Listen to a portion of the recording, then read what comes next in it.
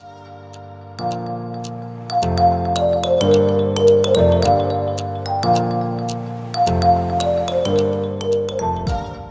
hello, school counselors and school counselors to be. Thank you guys so much for coming to my channel, The Inspiring School Counselor.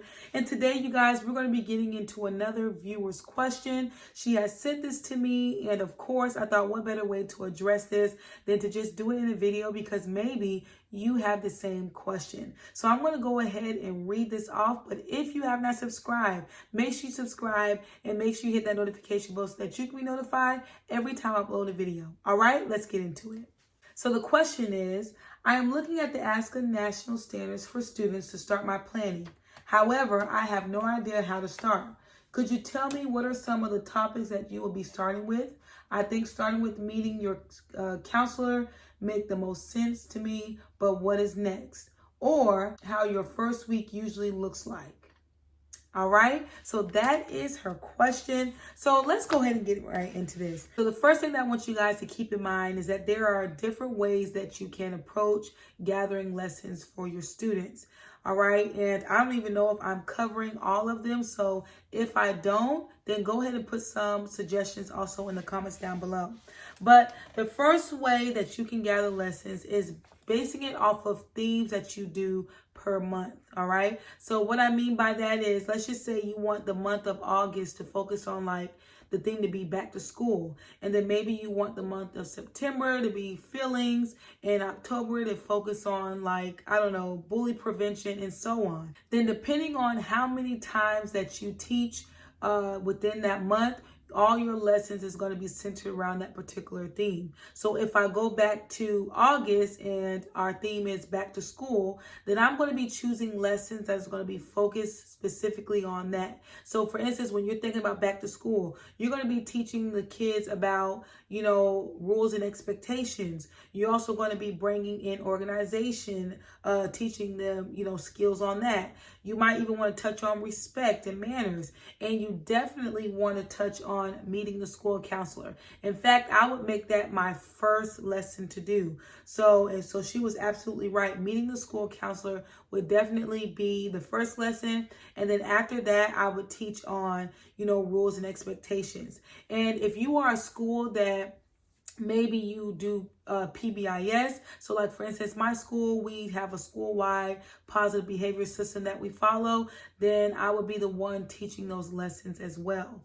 Now, I know that I shared with you guys before that I'm going to be teaching once a month, but during the month of August, I'm going to be teaching a little bit more than that because there's a lot of things that I am going to have to cover with the students.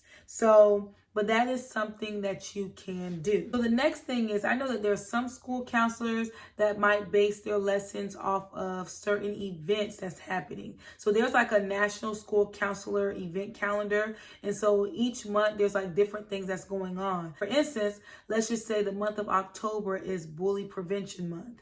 So then you can, come up with different lessons that's going to support that. Let's just say there's a month that's focusing on safety. So you might want to focus lessons around that. It's similar to the one I was just telling you before about the themes per month. But this way, you'll just be looking at the National School Counselor calendar and finding your themes within that. So that is something that you can do. Another thing that you can do, and this would be mainly if you are teaching maybe one lesson per month, you can base your lessons off of a theme of the year. So for instance, like I shared with you guys before, I teach one lesson per month. And so I'm going to basically have a theme that I'm going to be teaching the kids. So if I'm focusing on character education, then each month we're going to be focusing on a different aspect of character education. Or let's just say you are doing the zones of regulation. The year, you're going to be focusing on zones of regulation, but each month you're going to be focused on a particular lesson from zones of regulation. So that is something that you can do as well. Another way that you can gather your lessons is if you are sending out a needs assessment to your students, teachers and even parents, and you get them to fill that out, then you're able to see like the different things that the students believe that they need as far as for lessons and what they need help on, as well as you're also getting the perspective of the teacher and the parents. I do find this to be the most effective way of gathering lessons, because you are hitting lessons that is going to really make a difference. And not saying that doing it the other way won't make a difference in the students' lives, but at least you know that you are getting the feedback from the students, as well as the parents and the teachers, to know really what the students need. And you're probably wondering, if you are doing it that way, well, when do you send out the needs assessments? Well, it all just depends. So for instance, my school starts in the beginning of August. So it will be better for me to send out that needs assessment maybe towards the end of August, or within the first couple of weeks of September, so that I can get my must-do lessons out the way first. And then I'm able to send that needs assessment out and then start planning for the rest of the months. You can do it that way. I know that there are some school counselors that send out their needs assessments at the end of every year to plan for lessons for the next year. So that is something that you can do as well. But depending on when school starts for you, you want to definitely get those must-do lessons out the way first. And then you can start focusing on sending out that needs assessment out, getting it out to the teachers, the parents, the students, whoever you're sending it out to. And then you're able to create lessons that way for them. Hey, you guys, so one thing I do want to clarify is that when you are doing your must-do lessons, you want to work on sending out your needs assessment simultaneously with that, so that by the time that you get your needs assessment back from the parents, the teachers, the students, then you're able to start planning for the upcoming months while you are doing your must-do lessons. So I want to just make sure that I was clear on that.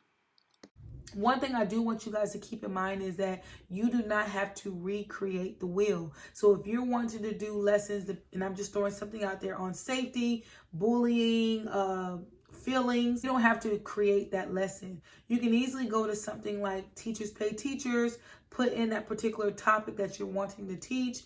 And when you search that, they're going to give you a list of lessons that you can do. Also, you will have it based off of the different grade levels that you might be teaching in. You want to make sure that you utilize something like Teachers Pay Teachers, unless you're into creating lessons. Last part of her question was, basically, what will I be doing that first week of school? So like I said before, I'm going to be focusing on my must-do lessons. So that's going to be meeting the school counselor. I'm going to have a lesson on that, as well as touching on PBIS. And so that's the rules and expectations. Those are things that I'm going to be focusing on within that first month of school. So I hope that this was able to help you guys and give you guys just a gist of how you can start your school year off. If you have any questions for me, feel free to email me at theinspiringschoolcounselor@gmail.com.